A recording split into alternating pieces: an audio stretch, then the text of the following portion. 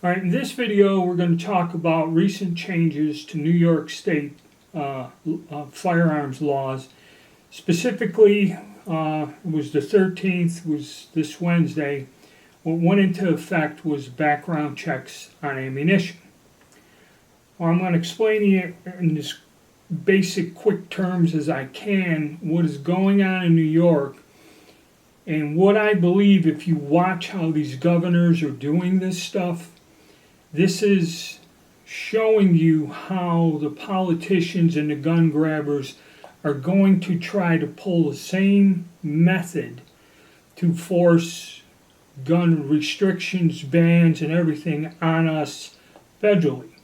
So, kind of watch through the video and I'll explain towards the end what this is leading to. All right. So, New York State, the governor started with something about not giving out concealed carry permits, not going to issue them.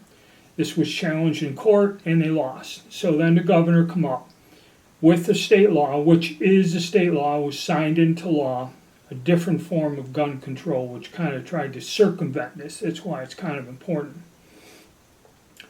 All right, so we'll start with the one thing.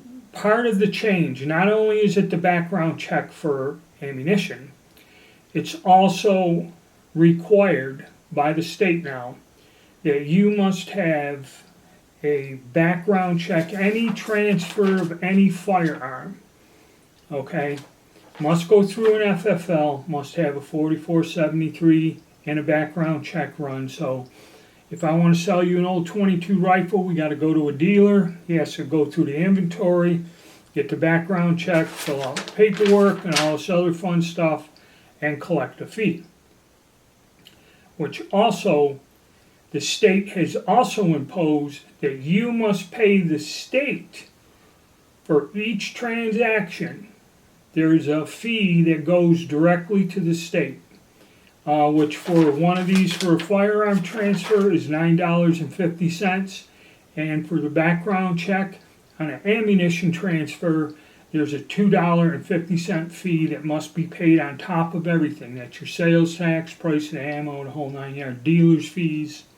So it's something popular there. They tax the shit out of you. So not only do you have to do, and I think that may have been on the books already, the transfer. But what they're doing is they are including even antique firearms, much like this here. Okay, this is something people glance over this, but now antique firearms must be transferred like a regular weapon. And the fact that you must have a pistol permit to possess a handgun, does this mean like one of these replica Colt revolvers or your great-granddad's collection of Civil War firearms must now be placed on the records, or you're going to go to jail? I know some people that their family fought in the Civil War and they have actual examples like this sitting around the house.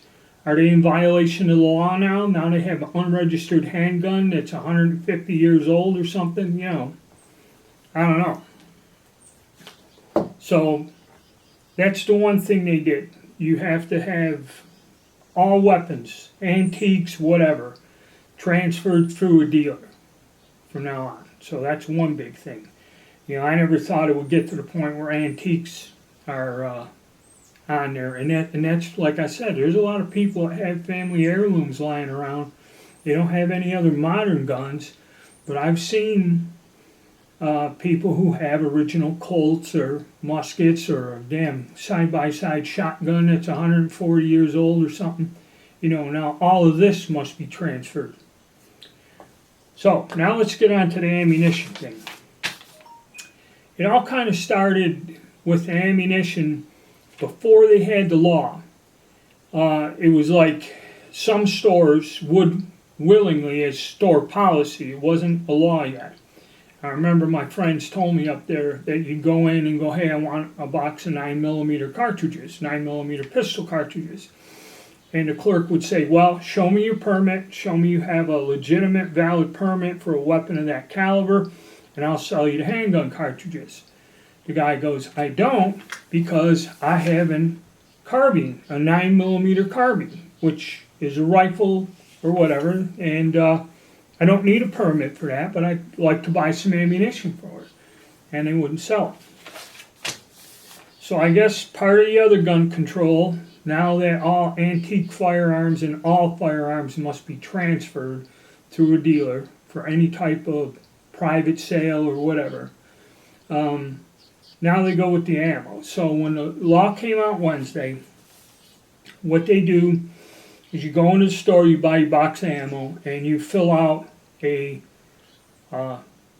form. It's similar. I don't know if it is a 4473 or if they have another form, because they were saying on the form, and again, this is just from a news clip, it asks you, are you a convicted felon or this and that. You know, it sounds like the old standard form. I don't know if you must fill out the federal form. I don't see anything on there for ammunition. It may be something different that they use, I'm not sure. But you fill out a form like that, have to sign it. And then what happens is they will call in a background check. They've set up a special department in the state police, and the state handles this part. And it's kind of like you call them, they call the FBI, do the standard check, and they get back to you. Okay? And also, they also run you on a computer for the state. Because like the FBI may not know if you're under indictment in a state or some kind of crime you committed on a state level, it's minor, may not make it into the federal thing, I'm not quite sure. So they'll call in and so most people say, all right, what's the big deal? It's like I buy a firearm, they call, my background check comes out good, and off I go. Well, here we got the same problem. People have gone in there, bought their ammo, okay, got the background check done, it's good, they get their ammo, they pay their $2.50 fee for all of this, and leave. But there's another guy, you know, John Smith.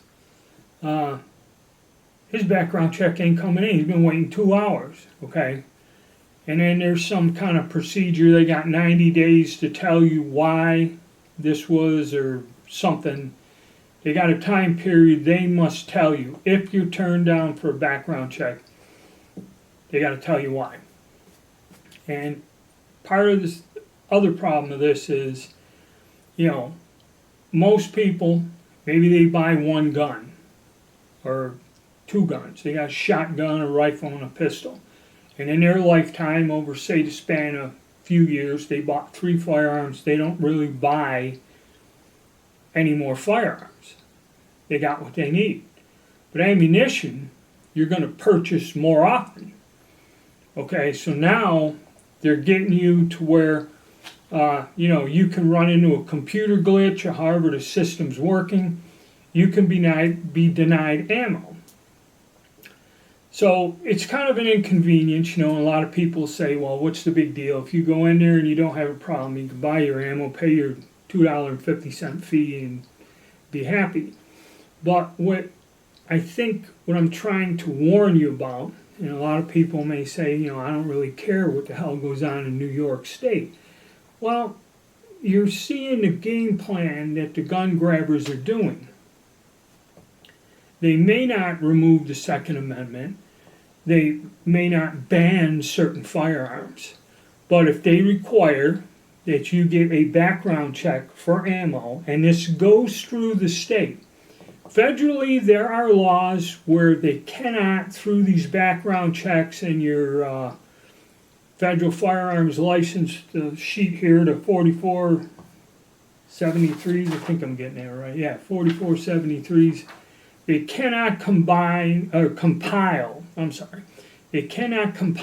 a database of firearms owners. It's against the law federally. Okay, they can't do that.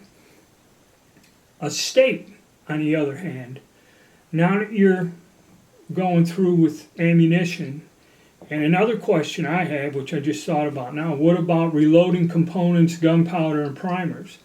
Is that considered ammunition or an accessory or what? You have to do this now. But anyway, getting back to it. Okay, the state is running these background checks. And who's to say the state is not keeping track of what ammunition you're buying and how much ammunition you're buying? Because this is going to open the door for further laws like red flag laws, or some states do have ammunition limitations. Like they say that you can only purchase 100 rounds of handgun ammunition a month, or 6 months, every 6 months, or a year. They can limit what you can buy. So many rifle rounds of ammo. And they also go by the caliber too, because you're going to use this, that these calibers are used in most mass shootings, so we're going to restrict what you can get. And they also keep track, if they keep track of who's buying the ammunition, and your name keeps showing up there again and again, if they put these red flag laws into place, that means they could probably either watch you or come and talk to you and ask you what you're doing. Okay? Like we see a lot of it now with either the binary triggers or, the ATF showing up at your house. Hey, you bought so many inexpensive handguns, or you got a binary trigger, some kind of trigger, or you bought a polymer 80 kit. Okay, you can see this start in New York. So this is a very bad thing, okay? I don't know if the state is compiling data on what you buy, how much you buy, and what is your use. They can come up to you and go, well, you bought 2,000 rounds of 9mm pistol ammo. Why? All right. Or they can have a law stating that you can only buy 50 or 100 rounds every month or 2 months. Okay, you can't go into the store and buy a case of ammunition. All right, so this is not a good thing, where every gun must go through a dealer, which I think they're leaning towards identifying and tracking all firearms transactions. If they force you to use a dealer to transfer even antique firearms, okay, and if they compile the data, then they will track where these guns are going, went to, or who has them. So now they got you. They want to confiscate them, or they say, hey, these AR-15 style guns got to go. And we know you got this because we know you bought it. And they're going to come looking for it, and you best be able to either give it to them, have it, or if you say, well, I sold it. Well, where's the transaction? You're going to get screwed, okay? So this is something, we should be aware of and should watch out. And I think that's how the gun grabbers are going to come at us, is through something like this. Because I don't know if this is going to be challenged in the courts.